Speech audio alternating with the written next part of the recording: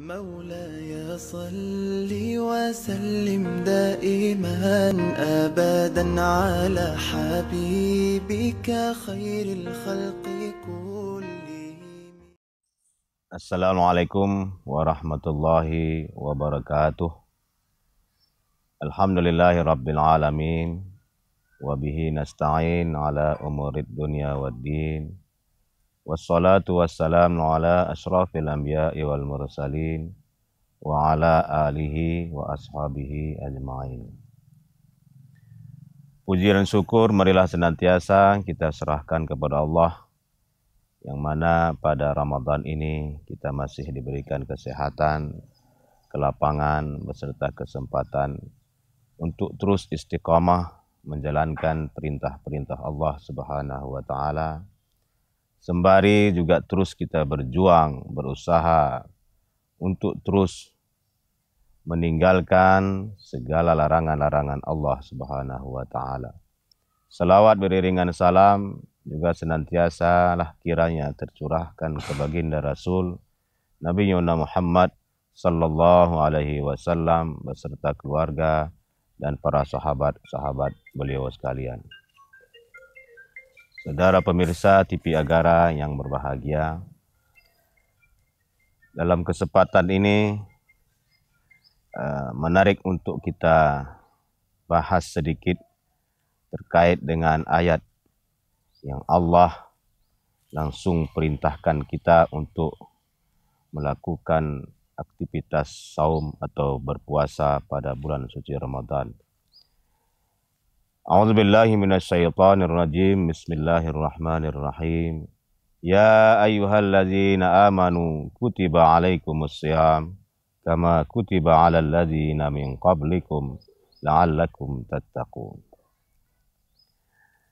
Ayat ini menegaskan kepada kita secara khusus orang-orang yang beriman kepada Allah Subhanahu wa Ta'ala, yang sudah didasari oleh pengakuan dari hati yang paling dalam bahwa kita meyakini kemahaesaan, kemahaagungan Allah Subhanahu wa Ta'ala, baik dalam segala sifatnya, segala af'alnya, begitu juga dalam segala asma'nya.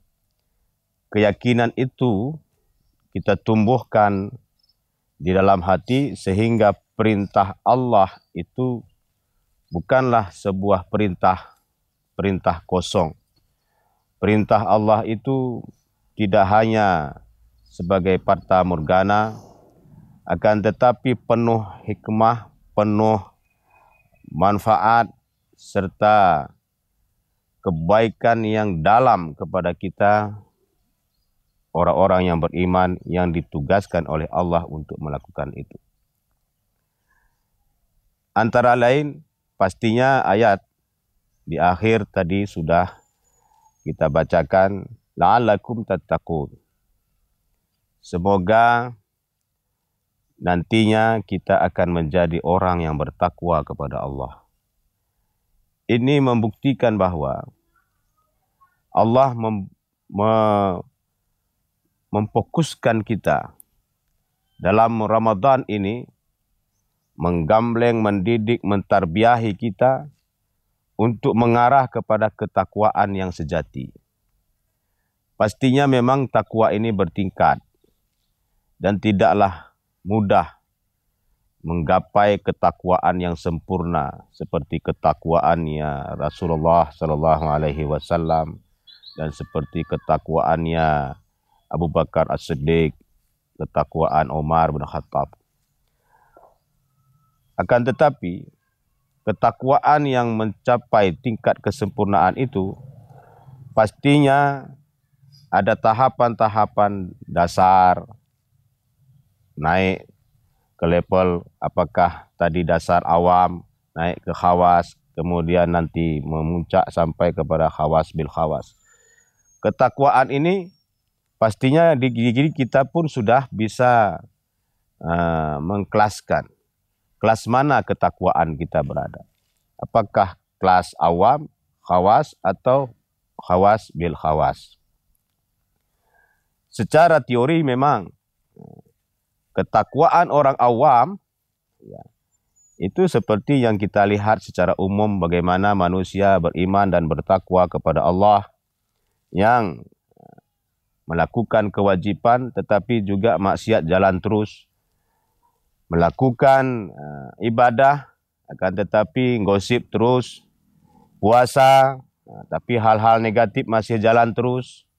Masih banyak di antara kita melalaikan puasa dengan main catur di siang hari Ramadan, bahkan kadang-kadang main dam batu di siang Ramadan. Ini merupakan sesuatu proses melalaikan Ramadan, akhirnya tidak sampai kepada tujuan yang sempurna. Ini bisa menggagalkan nilai atau tujuan dari Ramadan itu sendiri. Oleh karenanya, harus naik tingkatan. Kelas kita jangan terus di tingkat awam. Naiklah ke level kedua.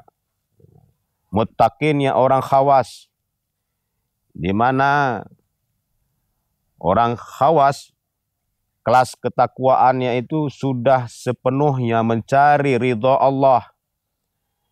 Ramadan memang bulan puasa. Puasanya memang melaparkan. Lapar itu menuntut keridhaan Allah. Saya lapar ya Allah, tapi lapar saya tekan untuk mencari ridhamu.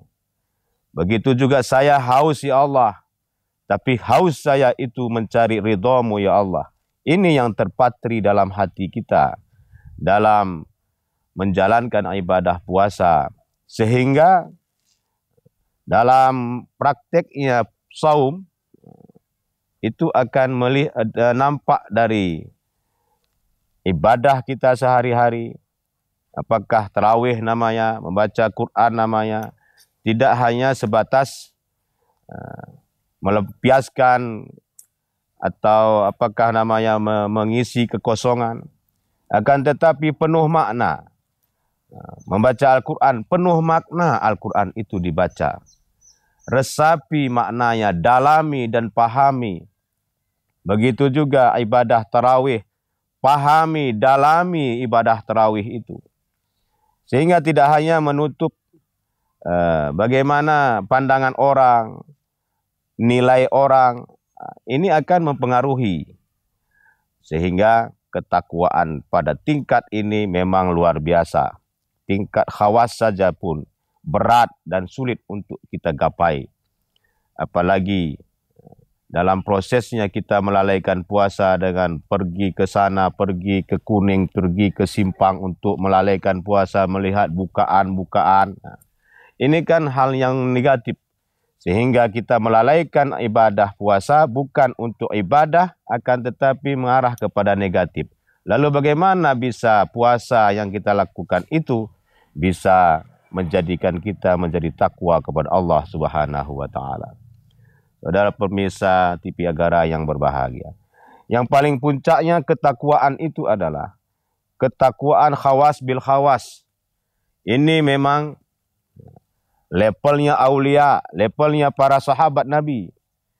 Akan tetapi, kalau memang kita bersungguh bergiat, Allah tidak pernah menutup peluang untuk hamba yang mencapai kepada kesempurnaan ketakwaan itu.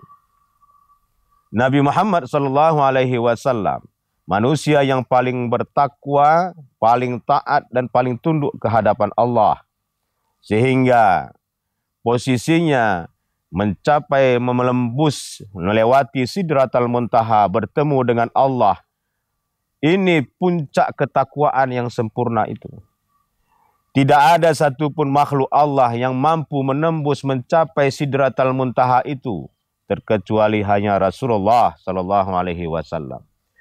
Apa bobotnya ini? Bobotnya tidak lain ketakwaan Rasulullah. Atqal atqiya itu melampaui pada titik puncak yang sempurna. Inilah yang diharapkan dari Ramadan.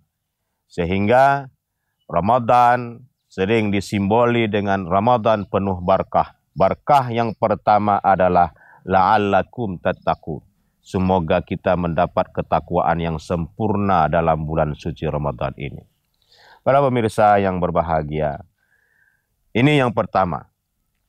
Kemudian yang kedua, keberkahan yang paling inti. Disinilah keunikan Ramadan. Antasumu khairul lakum in kuntum ta'lamun, kata Allah di akhir ayat ini tadi. Berpuasa itu adalah khairul lakum, terbaik untukmu. Terbaik untuk jiwamu, fisikmu. Baik pun dalam rohanimu, jasmaniyahmu. Itu sudah ditentukan Allah, itu untuk kebaikanmu. Kalau kita buatkan tanda kutip ini kebaikan, lalu kita jabarkan secara luas, kebaikan apa? Padahal dalam Ramadan ada lapar, haus, lemas dan sebagainya. Akan tetapi kata Allah ini kebaikan untukmu.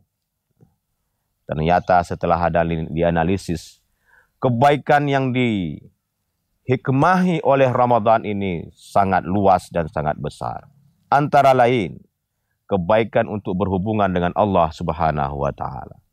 Nafsu kita ini harus ditekan dengan lapar, harus dididik, di backup dengan lapar, sehingga dia mengaku, menyadari dirinya bahwa manusia itu dalam posisi lemah di hadapan Allah Subhanahu wa Ta'ala. Manusia itu hina, tidak punya apa-apa. Inilah yang ditekan dalam Ramadan. Sehingga nafsu kita, egois kita, itu bisa diatasi dengan kesempurnaan Ramadan yang Allah penuh berkah di dalamnya. Para pemirsa TV Agara yang berbahagia. Ini hubungan dengan Allah. Keberkahan yang luar biasa. Kemudian Allah pun membalas kepada ibadah hambanya dengan melipat gandakan pahala yang Allah berikan. Sangat sedikit umur yang kita gunakan di dunia ini, yang Allah berikan kontrak kepada kita. Baina sittina wa sim'ain, antara 60 dengan 70. Sementara umat-umat Nabi yang dahulu, Nabi Lut pamanya, 700, 800, bahkan 1000 tahun umurnya. Nah, kalau kita presentasikan betapa hebatnya umat-umat kaum Nabi Nuh bisa beribadah beribu tahun, ratusan tahun. Sementara kita cuma 60 sampai 70. Sepenuh malam kita ibadah. Kalau kita kalkulasikan dengan kalkulator secanggih apapun, pasti kita masih tetap rugi. Tak akan pernah tercapai angka 600, 700 sampai 1000 seperti umat Nabi Lut itu, Nabi Nuh itu. Akan tetapi, disinilah keberkahan Ramadan, kemuliaan Allah, keadilan Allah, umur yang singkat, akan tetapi Allah lipatkan, Allah gandakan pahala diberikannya kepada umat Nabi Muhammad SAW. Sehingga di sinilah keunikan atau keistimewaan dari umat Rasulullah SAW. Para pemirsa TV Agara yang berbahagia. Ini yang pertama, sangat merugilah kita kalau Ramadan ini tidak kita manfaatkan untuk prospek ke depan, yaitu Yaumil Qiyamah. Di mana nanti di Yaumil Qiyamah kita perlu dan butuh walau secuil apapun ibadah kita itu. Dan itu akan kita pertanggungjawabkan di hadapan Allah Subhanahu wa Ta'ala. Keberkahan pertama dalam aspek antasumu khairul lakum, kebaikan untuk kita. Kemudian yang kedua, keberkahan untuk sesama manusia. Ramadan memfasilitasi kita untuk saling menjalin hubungan silaturahim. Kemudian saling membantu, saling tolong-menolong. Ta'awanu 'alal birri wat taqwa.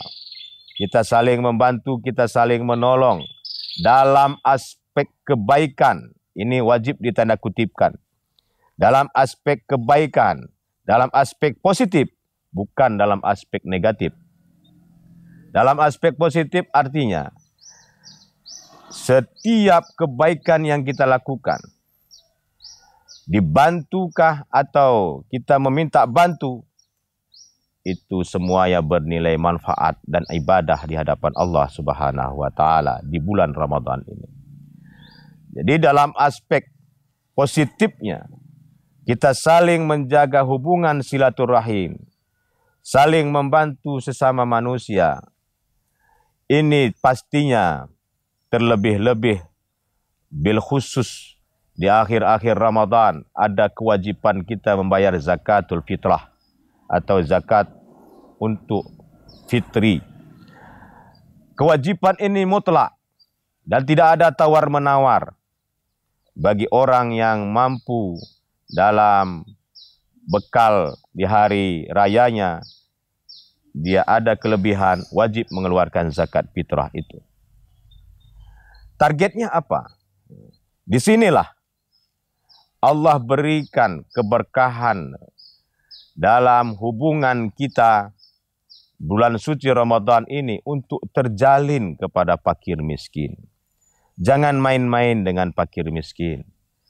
Jangan kita hina caci anak yatim, fakir miskin. Mungkin merekalah disebabkan oleh orang-orang inilah kita masih diberikan, dinaungi, dilindungi oleh Allah Subhanahu wa taala. Oleh karena itu, pedulilah kepada fakir miskin yang pihak berwajib, pemerintahankah, baitul malkah, atau penguasakah, semuanya berkewajiban mengayomi fakir miskin. Semuanya wajib hukumnya menyayangi, menyantuni fakir miskin. Karena fakir miskin itu adalah tempat sasaran, pandangan, penilaian Allah dalam sebuah daerah. Kalau fakir miskinnya teraniai, terzalimi, Allah tidak akan pernah sabar melihat fakir miskin dianiai. Oleh karena itu, kepada kita seluruhnya, semua pihak, lihatlah, jangan dibiarkan fakir miskin terlantar. Fakir miskin yang meratap, menangis di pinggir jalan. Semuanya kita harus dan wajib berperan untuk melindungi, mengayomi fakir miskin. Oleh karena itu, Ramadan adalah merupakan sebuah solusi. Solusi yang efektif dan efisien kepada seluruh umat Islam yang beriman kepada Allah untuk menyelesaikan persoalan, baik persoalan berhubungan dengan Allah maupun persoalan berhubungan dengan sesama manusia. Baik sesama manusia itu tetanggakah, masyarakat sekitarkah, maupun masyarakat dengan pemerintah, pemerintah dengan masyarakat. Ramadan adalah jawabannya.